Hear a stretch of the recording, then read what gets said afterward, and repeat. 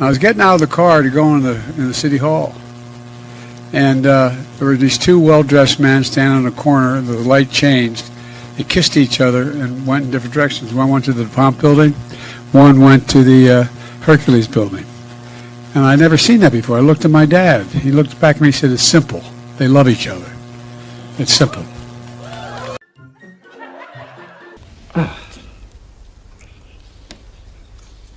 Mr. President, what's your message to Democrats who don't want you to run again?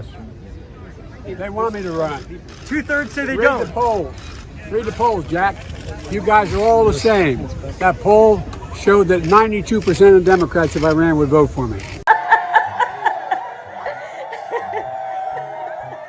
A majority of Democrats say they don't want you to run again in 2024. 92% said if I did, they'd vote for me. What?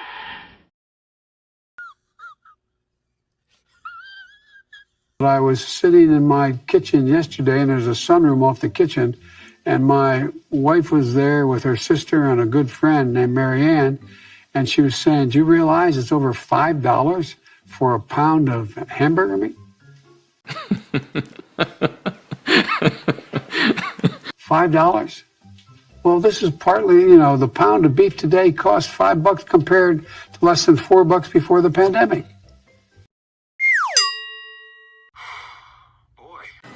Thank you, Mr. President. I have a question for the Prime Minister, but first a two-part question for you. Your comments at a fundraiser this week appear to be the first time in recent memory that a sitting U.S. president has called a Chinese leader a dictator. Did those comments about President Xi undermine or complicate the progress your administration has made in maintaining a relationship with China? And secondly, on India, as you raise these broader issues of human rights and democracy, what is your message to those, including some members of your own party, who say that your administration is overlooking the targeting of religious minorities and crackdown on dissent in Prime Minister Modi's country? The answer to your first question is no. When we're talking to our allies and partners around the world, including India, we let the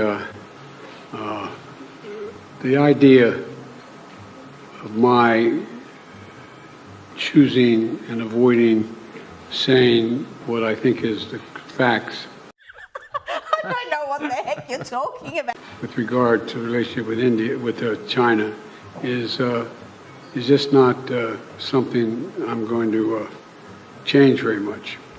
I think I believe that, and I've said this for some time, that the hysteria about the relationship with China is collapsing and moving, et cetera, et cetera.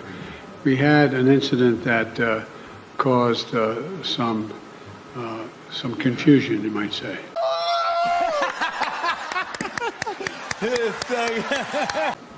But Secretary Blinken had a great trip to China. I expect to be meeting with President Xi sometime in the future, in the near term, and I don't think it's had any real consequence. And what was your second question? Ladies and gentlemen, I think my brain just committed suicide. What I talked about is how you get things done. And the way to get things done is take a look at the tax code right now. The idea, we have to start rewarding work, not just wealth. I would eliminate the capital gains tax. I would raise the capital gains tax to the highest rate of 39.5%. I would double it. Alrighty then. Because guess what? Why in God's name should someone who's clipping coupons in the stock market pay a lower tax rate than someone who in fact is, like I said, a school teacher and a firefighter? It's ridiculous, and they pay a lower tax. Secondly, the idea that we in fact engage in this notion that there's $1,640 billion in tax loopholes. You can't justify a minimum $600 billion of that. We could eliminate it all. I could go into detail had I the time. Give me a break. What idiots. Chinese leaders, if you know anything about Chinese history, it has always been the time when China has been victimized by the outer world is when they haven't been unified at home. What you say?